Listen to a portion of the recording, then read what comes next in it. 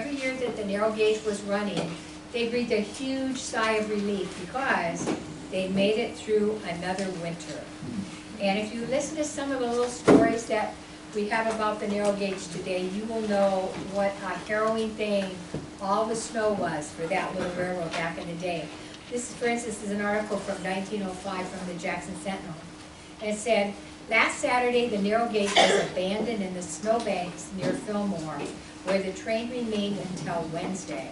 That's Saturday till Wednesday. Then they finally reached Cascade after shoveling through a drift that was 300 foot long and 12 feet deep. So the snow up in those hills really drifted in. And it was the biggest problem that our little narrow gauge had to face. The second reason we're talking about it today is we want to thank Dixie Clausen and her husband Rick who restored it. But Dixie Clausen was the generous lady that gave us the depot in 2015. She just called one day and said, I'm donating the Lamont Depot to the Jackson County Historical Society. And it was like, wow, that's pretty awesome. Then the next sentence made me really think. She said, well, I sold the land that it's sitting on, and you have 2 months to move it. Well, we did manage to squeeze that 2 months into 3, but we were told in no uncertain terms that if it wasn't moved in 3 months, it would be bulldozed. And so, believe me, it was an incredible 2 to 3 months, and our volunteers just did an awesome job. So we're so grateful to Rick and Dixie Clausen for saving the depot, for restoring it back at the time of the Lamont Centennial, and then just for keeping it together and in good repair, and then to Dixie for donating it to the Historical Society. And so if you remember, Karen Brown has done a wonderful video about the moving of the depot. We moved it 20 miles, and just quite an interesting day that was. So the next person that we want to be sure that we remember is Geraldine Lambert. And many of you knew Geraldine. She was a teacher here for many years. She was really involved with the North Bend Schoolhouse. She was a longtime member of the Historical Society, and I think of the Genies, and just a wonderful lady. And she left an insurance policy for the Historical Society. And it was to be used specifically for a permanent exhibit to the museum, and so we tried to think what would we come up with that would be an appropriate thing. And we had just finished our depot. We were going to build a water tower, but somehow it became a train car, and it's wonderful. So our guys, we used the money from the insurance policy to buy an old narrow gauge gondola car. It came to us from the Golden, Colorado Railroad Museum. Her money helped us to move it here. Our guys, our volunteers, tore it completely apart. As far as I know, we used only the trucks or the wheels and the couplers, correct? That's all we used. Everything else, our volunteers made from scratch. Like even the steps and the rails, all of this, our volunteers made all of that. So it's just an incredible thing, and it's almost exactly to scale.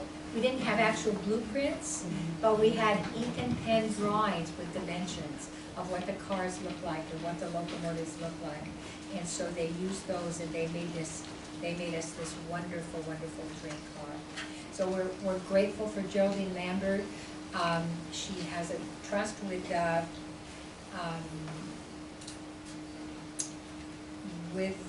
can't say it. Greater Quad Cities. With the Foundation of the Greater Quad Cities. And so yearly we get a donation from them through Geraldine, and we're able to take care of our depot and our train car and all of those sorts of things. So we're so grateful to her for her generosity, and hopefully she would be very pleased with what we've done with that. The water tower that I mentioned is coming soon, maybe yet this year, maybe, but it's in progress. So we're going to have a wonderful water tower. And of course, the third reason to talk about the Narrow Gauge Railroad today, other than the fact that we love the Narrow Gauge Railroad, is that Saturday is the 12th annual Davenport Model Railroad and Memorabilia Show. And the man that runs this, Glenn Beatty, is probably one of the most knowledgeable people about our little narrow gauge of anybody you could find. He and Dave Kendall are right up there, but he is probably has the largest collection of narrow gauge, Lamont Depot, narrow gauge artifacts and things that there is, and he's so knowledgeable. He gives us a free table to his show, and we're able to go down and we take our t-shirts and other things that we have, and some of the fine videos that Karen Brown has made for us, and we tell people in the Quad Cities all about the last remaining narrow gauge depot in Iowa. And really in the next weeks after we've been down there, a lot of people from the Quad Cities come this way, and they see our depot and they see our train car, and they're really amazed. So those are the reasons we're talking about the narrow gauge today. Just a little brief history for those of you who maybe haven't heard about the narrow gauge before. And then we're going to talk about some fun snippets of things that happened through the years that it was running that just make you kind of understand what it was really all about and what really made it so special. Sort of a peek backward to better understand this piece of Jackson County history. So in this area, it was called the gauge. It wasn't usually called the narrow gauge or the Film Princess or the Bellevue Cascade Railroad. People just commonly refer to it as the gauge. And it began as the Chicago, Bellevue, Cascade, and Western Railroad in 1877. And that's when men from Cascade and Bellevue and all the little towns that you see here in between, when they got together and planned this little railroad. They decided on a narrow gauge, and some people thought, why a narrow gauge? But the difference between track, as you probably know, between narrow gauge track, it's 36 inches between the tracks of a narrow gauge train. A standard train is 4 foot 8.5 inches between the rails. So you can see it's quite a bit smaller. And because it's quite a bit smaller, the cost of building this train, they say, was 40% less than if they had built a standard gauge train. So in Iowa, we're told at least that there were 15 narrow gauge railroads in Iowa through the years. And this is the longest lasting of all of those. Of course, it was the hope and dream of every narrow gauge railroad to be widened and become standard gauge, and this never happened to our little railroad, but it certainly served its purpose for what it did. People, they financed it by selling stock in the company. If you couldn't buy stock in the company and you were a farmer along the way and you needed to get your produce to markets, you could take your draft horse and your plow and you could go out and help make the roadbed and prepare the roadbed for this little train. So it's 36 miles from Bellevue to Cascade. So another reason that they chose narrow gauge for this, as you can see, this is the regular, this is the standard gauge railroads. See how straight they are? And then look at our little narrow gauge. It kind of bops in and out of Jackson County and Dubuque County, kind of zigzags.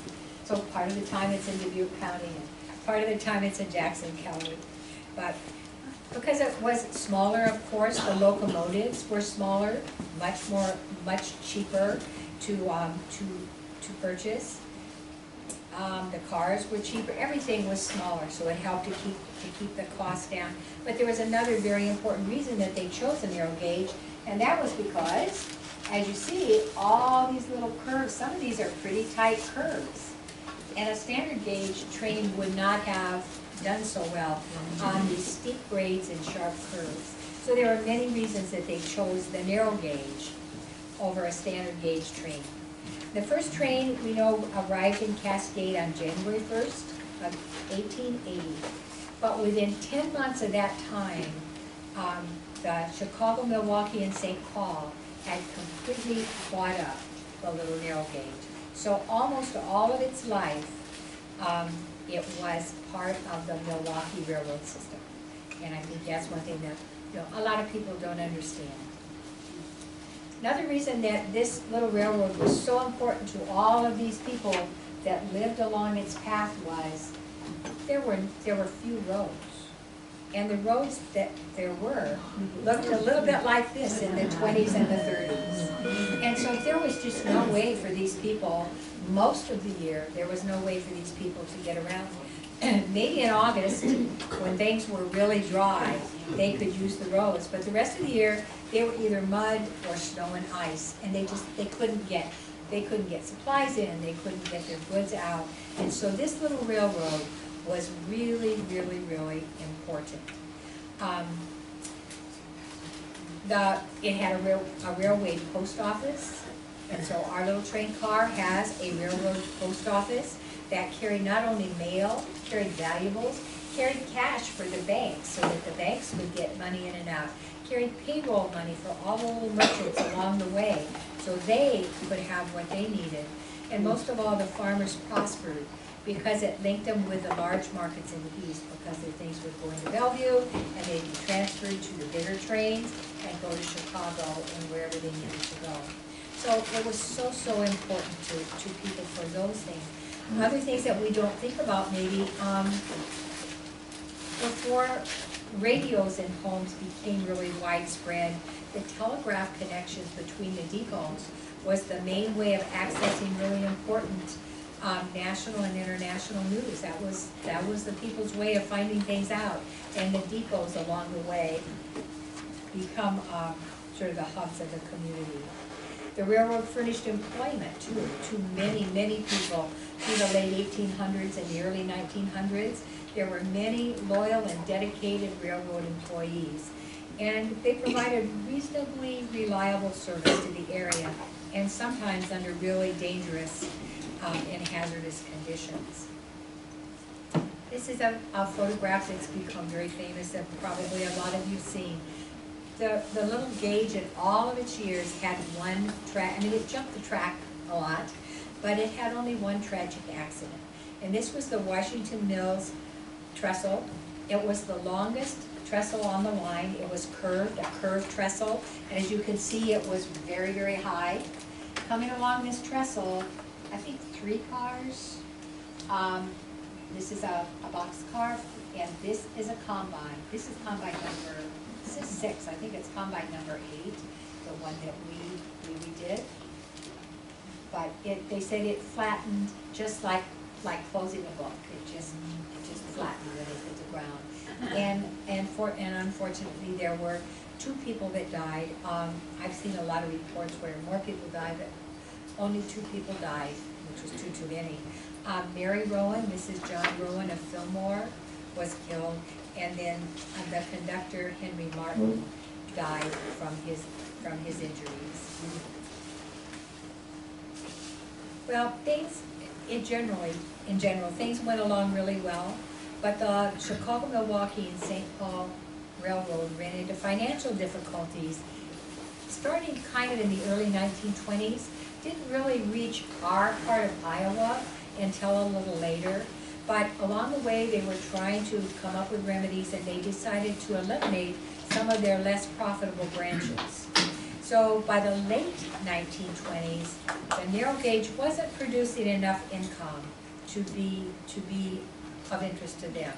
And so they figured that in 1931, the cost that they had to spend for insurance, their passenger insurance, was greater than their revenue from passenger service.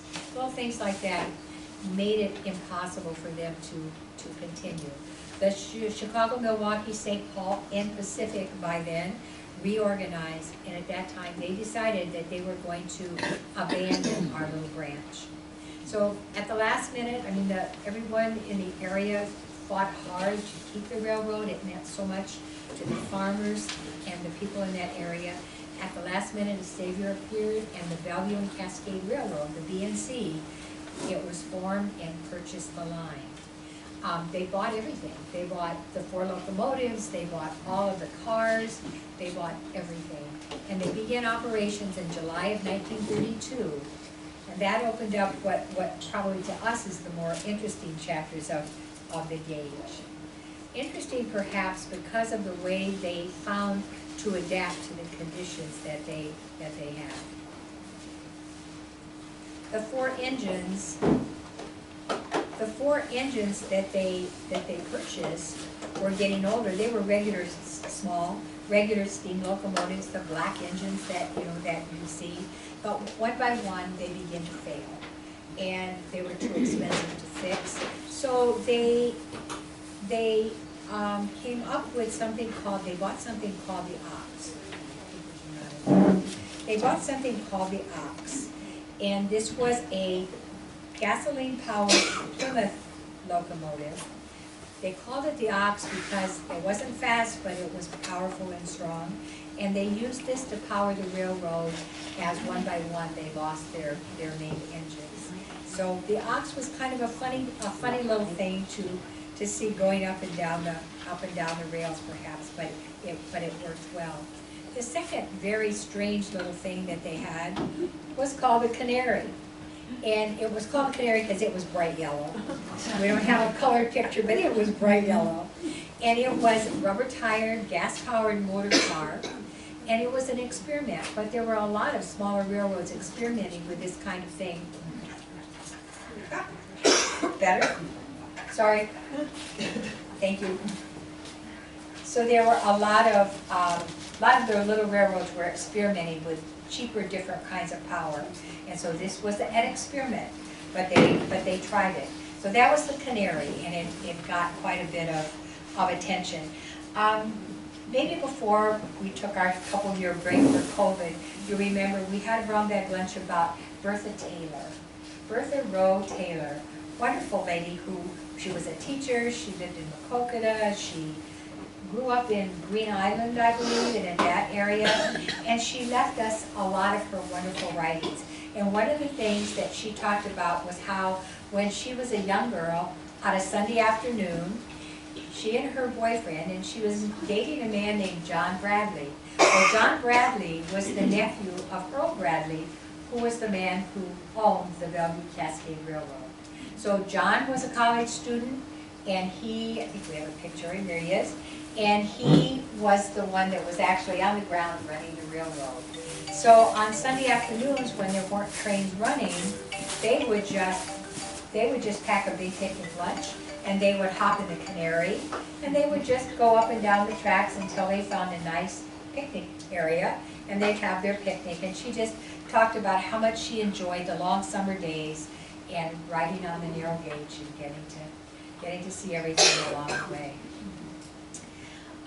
Well, by the end, falling revenue was really a problem, but again, it was compounded by the unreliable operations and schedules due to the heavy snowfalls and the blizzards. And I'm sure you remember hearing about the blizzards of 35 and 36. 1935, 1936. Terrible, terrible blizzards hit our area one after the other. Ergen Penningroth wrote a wonderful book, and he talks about those blizzards. Well, it was during that time that the Bellevue and Cascade filed for abandonment. And the last official train ran on March 14th of 1936. And later the rails were torn up and they were sold for scrap, along with most of the equipment. That was 78 years ago this month that happened. But it was the end of an era, and it had been a wonderful time for the people in that area of Jackson County. After that, the little depot sat empty for a lot of years, and then Rick and Dixie Clausen bought it and restored it, and they put it on the National Register of Historic Places. That title was stripped when we moved it here because it was no longer sitting on the original site. But one of these days when we get done with everything, we will reapply for it to go back on the register. It still qualifies because of its history and because of its architecture. It just isn't sitting on the original land. So they've told us that there should be no problem doing that. As you know, our volunteers, and many of you helped, we moved that 20 miles to the Clinton Engine site, and there it's been further restored, and it now has its permanent home. And it is the last narrow gauge railroad depot in Iowa. There's others still standing, but they're being used for homes or things like this. So this is the last narrow gauge depot. So I thought it would be fun just to talk about some of the interesting things that happened. around the detour, some of the fun things that kind of make you have a feel for what life was like back then. And we said that, you know, snow was the little narrow gauge's worst enemy, but back then the narrow gauge was still the best option. Later on, paved roads were a godsend for the automobile, but they were the death of the little railroad. So in 1929, this is a story from the newspaper of 1929. The heavy snow of last Saturday played havoc with the train service on the narrow gauge between Bellevue and Cascade, and the train crews suffered the hardships that go with that kind of weather. The first crew left Bellevue Saturday morning, but got only to Bernard when they were stalled. The second train left Bellevue late in the afternoon on their return trip, and they got only as far as the first train, and then they were stalled. So there we have two trains stuck out in the middle of horribly deep snowdrifts.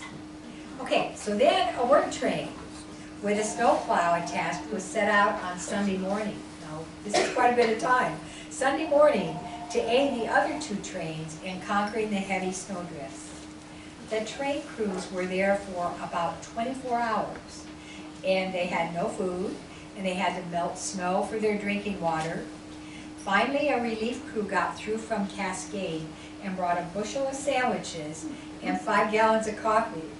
Several of the men suffered frozen ears and frozen fingers, but the trains finally dug their way through and reached Cascade about 1:30 Monday afternoon, returning to Bellevue late Tuesday afternoon, and then regular service resumed on Wednesday. Now remember, we're talking about 36 miles from Cascade to Bellevue, and it took all that time and suffering. To me, that's just amazing. There was a man that lived in Lamont, and maybe some of you can help me. His name was Dr. C.J. Nemmers. I think that he was a veterinarian, Dr. Nemmers, and he wrote quite a lot about the narrow gauge, and this is one of his stories, and we have several of his stories. So he remembered that in the early 1930s, the town lost its only medical doctor, which resulted in one of the most unusual contraptions to ever ride the rails. Now we've just seen a couple kind of unusual contraptions, right? We don't have a picture of this one, but supposedly it was even more strange. Well, the town, now we're talking about Zwingle and Lamont, the towns had no paved roads, and during the winter it was frequently isolated by heavy snowstorms of just a quagmire of mud. People could not get anywhere. So, as thinking from Lamont, the nearest doctor was in Zwingle, but when you needed him, he couldn't get through the drifts of the mud. So he bought an ancient Model T Ford, and he had the body and the axles cut down so they fit the 3-foot span of the narrow gauge rails. He had 4 old train wheels put on this car, on the axles, and he used the railroad to get to and from Lamont from Zwingle, because the railroad plow always went through before the county got to any of the roads, and that was his best means of travel.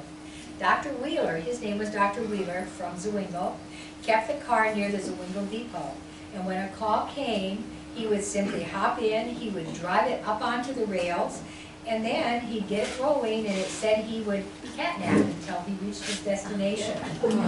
Then he would give it a sharp twist to the steering wheel, and it would go clattering off onto the street, right in the right place, and he'd go about his business. And so it's just a fun little story. But so far we have no information about Dr. Wheeler or his car. So we're hoping that maybe one of these days those pictures might, certainly somebody took pictures of that, those pictures might come to us. So this is Lamont. This is after the fire, because the grain bins aren't there. Right? After the fire, I believe. And you can see the Lamont water tower there, the water tank, and you can see the wooden windmill, and there's our little depot. So this same Dr. Nemmers that we're talking about, and we're very indebted to him because he gives us a lot of great information. in 1954, he wrote an article for a magazine, and it was entitled, "The Last Narrow Gauge East of the Rockies." So our little narrow gauge, he says, is the last one to be operating east of the Rockies.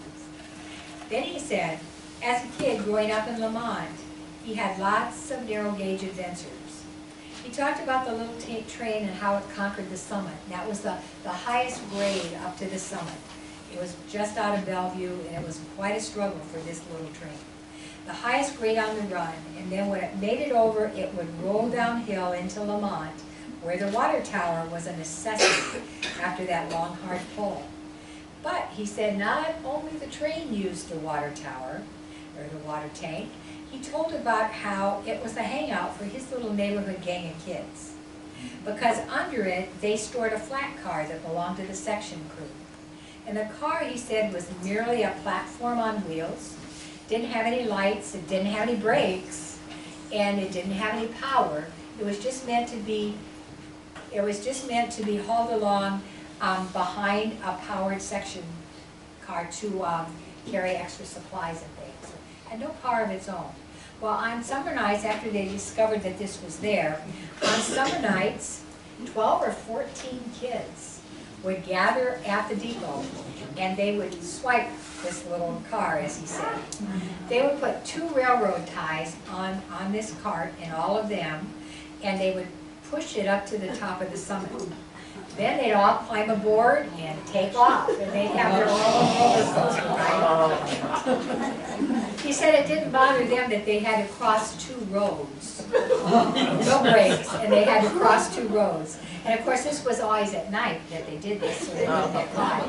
But they could see the lights of cars coming, and if they could see car lights, then they would throw off one of these railroad ties in front of them. They would all dive into the ditches, and the cart would derail before it got to the road. So that's how they took care of that. But he said that many a jump into the ditch. But on a successful trip, he said that they would careen along at a pretty good clip for probably 3/4 of a mile. And so that was how they had fun. But in all of this, he said, they never had an accident, and they never got caught. So no one ever knew that they were doing this. So this, I think, is the Catholic Church in Lamont, and I don't know if it's still there. Is it still there? Okay. This is another of Dr. Nimmer's stories about when he was a boy growing up there. And he claims that he has a lot of stories, but that he has one concrete reminder of these adventures, and that is a long scar that he has on one of his hands. That's his proof. So he said on a warm Sunday afternoon in May, it was about 1928 he thought, he and his friends were serving as altar boys. They were all dressed in their Sunday best, and they had a couple hours to waste between services, so they just wandered down to the depot. And lo and behold, this one day, there was a genuine pump car, and it was not padlocked. Well, of course, they thought they had all kinds of time, so they climbed aboard and they started pumping, and they pumped westward up the hill, he said. And there were never trains on Sunday, so they weren't worried about meeting a train, and they were just having a wonderful time, had no worries, he said, when all of a sudden somebody screamed, and they looked up to see a special heading toward them. He said they reversed as quick as they could, and they pumped like mad. He said, making a run for the station. But the train kept gaining on them. And finally, he said, in desperation, they threw the pump car into the ditch and took off cross country. He said, through the creeks and the cornfields and the barbed wire fences, and that's why he has a scar to show for this. Somehow they regrouped and they got the car back to the freight yard, but when they got there, they were met by the section foreman. So he said the rest of the story is that he kept a handkerchief wrapped around his hand during the next church service. But he said that all of the boys involved were very glad that they were kneeling during the service instead of sitting. And then he told how years later Years later, the engineer confessed to him that he was controlling his speed in the locomotive to go to just very slowly gain on them, but not to catch them. And he had railroad officials aboard, and supposedly they almost had apoplexy, he says, from laughing so hard at their frantic efforts. So he had so many wonderful stories to tell about his adventures. Well, snow again, as we say, has always been the problem, the real problem on the railroad. And the Milwaukee Road had a very special, one-of-a-kind snow plow. It was made, as you can see, by the Clouser Manufacturing Company of Dubuque. They made only one, we're told. It was made especially for the narrow gauge. It didn't have its own power, so it had to be pushed by the ox. The Canary didn't have enough power to push it, and the locomotives couldn't do it, but the ox had enough power. So they'd have the caboose and the ox, and then they would push the snow blow. And it had big rotary blades here, and it would just kick snow out everywhere, I guess. So, according to Iowa's Last Narrow Gauge Railroad magazine, the snow blow was made in 1929 by the Clouser Manufacturing Company in Dubuque, and the unit was patterned after street plows. It had two huge Climax engines, one that pulled the snow into it, and the other that blew the snow out of it. And it went 1,000 revolutions per minute, throwing snow to either side as it went. It just, snow, I guess, went everywhere. The machine, like I said, the machine wasn't powered, but the ox could get the job done. Dr. Nemmer says that he was on hand with hundreds of other people when it was put into action in Bellevue. It was delivered to Bellevue. It was put in action in Bellevue for the first time. And everybody watched as the snow just went everywhere. Well, unfortunately, this broke down right during the beginning of the blizzards of 1935 and 1936. Wouldn't you know it, it blew down, and for whatever reason, it could not be repaired, and there was no way to build another one and replace it in time, since it was one of a kind, and so it could not save the little narrow gauge, but they had it. It was wonderful. When the narrow gauge broke up, the Clouser Company asked for it back, I understand. They did take it back. They tried to save it all, but over time it just ended up getting recycled or thrown away or something. So it doesn't exist anymore. But it was quite a magnificent thing for a small railroad to have. As we said, Dr. Nemmer wrote his article, "The Last Narrow Gauge East of the Rockies." We always knew it was the last narrow gauge depot in Iowa, but I hadn't known it was the last narrow gauge to east of the Rockies. Just so you know, and probably some of you know some that you could share with us, but there are so many stories about wonderful, fun things that happened, usually involving children, that happened at the narrow gauge. The story about how, in 1910, the first depot burned in 1910. Our depot that we have out here was rebuilt on the same spot in 1911. The story is that depot burned because little boys were smoking out behind. So there's quite a story. There's quite a story that goes to that. And then there's a wonderful story about some of these boys deciding that they were going to capture a wild nest of bees and raise bees and have honey. So we're going to put that story in our newsletter that's about to come out. So watch for that. There are so many neat stories that we have a really fine children's author in our midst today. And I tried to talk her into the fact that we could have a whole series of children's books written about stories, about things that happened, actually happened on the narrow gauge, and that would be a wonderful thing for us. She's been busy with her own children's stories, so we don't have those yet. But I haven't given up trying. I think that would be neat. So if anybody has any stories of the narrow gauge that they could share with us, that would be awesome. I know it's kind of back in time now, but perhaps you had grandparents or someone who lived in the area. Richard? Now, where was the Bellevue Depot? Is it still there in Bellevue? No. Or approximately where was it? No, it was not far from, as I understand it, and I was taken there and shown. Karen, maybe you, let's go back to the, well, that's not gonna help us. Karen, do you know, Karen, our Bellevue expert, where the narrow gauge depot was? In Bellevue? Yes. Oh, I have to assume that I had to been right alongside of the main one, because the turntable and everything, when you look at pictures, Was there. was right in that same area. Right. About where Bender's Food is now. That's what I was told, where Bender's Food is. Thank you, I couldn't remember that. So, yep, that's where it was. There was the narrow gauge depot, there was the regular depot, and of course, one great shortcoming that this little railroad had economically was you would load everything along the way, and then you get to Bellevue, and manually, everything had to be offloaded onto the bigger train. So we think of that today as, you know, this is terrible.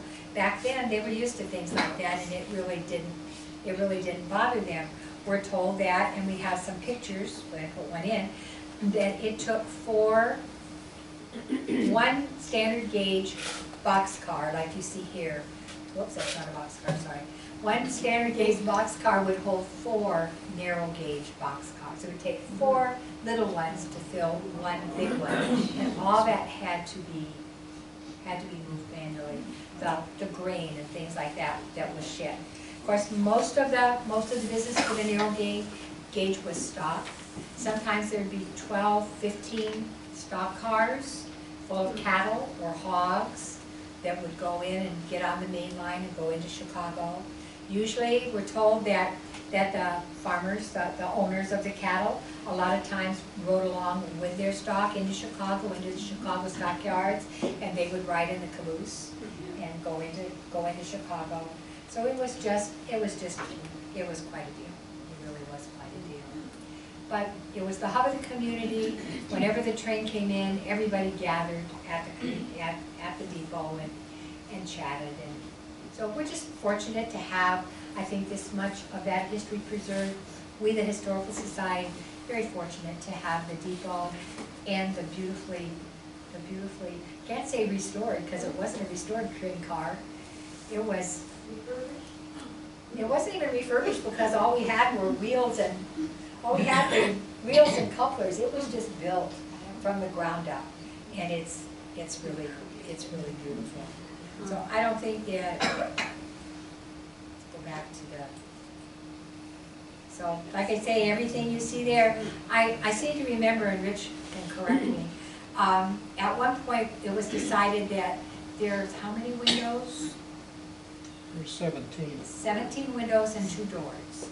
And one time we decided that was going to be very labor intensive, and so perhaps we could buy the windows. So as the guys checked around to see where we could get windows, and you know, these windows aren't just regular windows, they're smaller windows on top, larger windows on the bottom. Every single one of those windows works, opens and closes, they're wonderful. But it seems to me that to buy one window was like $760. One window to buy them the right size. So our volunteers that are awesome built these windows. They built the frames, Guardian Glass donated the glass, but we even have pictures of Rich Current and other people using a small artist brush, a child's paintbrush, and putting the glue in so that they would be really neat, putting the glue in this thing, putting them all together, and then they all had to be painted. Ted Mays helped so much, and Jim Current helped so much, and a lot of this was done in their own workshops. But then the windows got put in, but you know, no way could we afford $760 per window. So ours are all handmade, and they all, unless it's really damp and everything is swollen, they work really well. We just need screens because we have a lot of flies in them. But anyway, anybody have any other comments about our depot or about our train car or anything at all? All right, otherwise, oh, sorry. How many trips would the railroad make a day as I understand it from reading, in the beginning, there were two. There were two complete trips by two different trains in one day. At the very end, like probably by the late 20s when it was, or middle 20s even, when it was, they were really trying to save money, then there was only one. And the reason, I don't know how many, the reason that we chose to build the combine was that our little train did have combines on it, and a combine is a combination car. It's part freight, part passenger, or freight or baggage, part passenger, and then the railroad post office. And the railroad post office, if you go through the little car out there, the railroad post office could only Federal Railroad employees could enter. Railroad employees could not go in the post office. And they actually canceled mail as they went up and down the track. And it was just quite the deal. But they would use that car anytime. If maybe they had 3 passenger cars on the train ready to go, and they had a couple extra passengers, they put them in the combine. So our combine, when our guys made it, we didn't have exact plans for what the inside looked like. We wanted it to be as accurate as possible, but also as historical as we could make it. So the clerestory windows, that are the little windows across the top, are made out of a special glass that was in the Christian Science Church that's still standing on the corner of Maple and South Main Street. Jim Current still had those panes of glass, and he donated those. So that's something very historic. We were able to get the pews from the Canton Schoolhouse. After it was the schoolhouse, it became the Canton Church, and they put church pews in. And so our volunteers cut the benches down, the pews down, and so we had benches there. Probably a little narrower than they should be, but we wanted to leave room for a wheelchair to be able to get down the middle. So we put everything in as exact as we could, as much the way we could. We even have a gumball machine in there, and it works. And the reason for that is a lot of kids that grew up along the narrow gauge remember when the tracks were, it was shut down and the railroad ended, they put the cars off the side of the track, just in the field, the side of the track, so that they could tear up the rails and salvage the rails. And the cars a lot of times sat along the tracks. And our little combine car sat along the tracks for a very long time. And kids remember looking, when they were kids, they remember looking in the window and seeing the gumball machine. So we have a gumball machine in our car. It was really neat. But it's just interesting stories to read as you realize how intertwined this little train was with the people that lived along those 36 miles. And how railroad people from the Chicago, Milwaukee would come and they would ride the train, and how shocked they were if the train would stop along the way and pick up a passenger off the side of the road. And I mean, it was just a wonderful community. And somebody mentioned to me this morning, during the holidays, the farmers' wives and the farmer families so appreciated the little train that as the train went by, they'd stop the train and they'd give them fruitcakes probably, and hams and things like that, just little gifts to show them how much they appreciated this little train and the things that it did. And so every year during the month of December, they put a Christmas tree, I'm sure it was artificial, little Christmas tree on the back of the combine to go up and down the tracks to give their thank you to the people who were on the track. So it was just its own little community, practically in itself. An amazing story, and I feel like the Historical Society is so blessed to have this. And we're looking forward to our water tower, our water tank, whenever we get. All right, thank you very much.